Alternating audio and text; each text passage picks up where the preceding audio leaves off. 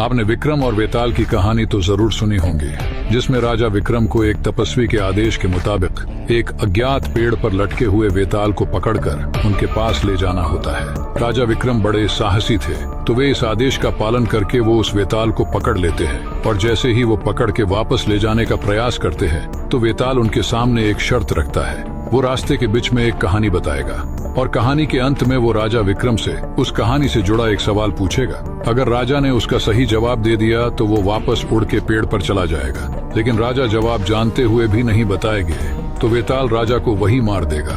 अब वेताल हर बार ऐसी रहस्यमयी कहानी बताकर राजा को जवाब देने पे मजबूर कर देता था और जैसे ही राजा जवाब देते थे तो वो वापस पेड़ पे चला जाता था। अभी मैं आपको ये कहानी इसीलिए याद दिला रहा हूँ क्योंकि हमारा मन जो है वो एक वेताल है। आपको अपने आदेश के मुताबिक अपने लक्ष्य तक पहुँचना है और वो भी इस वेताल रूपी मन को लेके। अभी बीच रास्ते में आपको ये मन कई कहानियां बताएगा और आपके सामने ऐसी सिचुएशन लाके खड़ा कर देगा कि अगर आप उसमें उलझे या उसका जवाब देने गए तो ये वेताल आपको फिर से वहीं ले जाकर खड़ा कर देगा जहां से आपने शुरू किया था।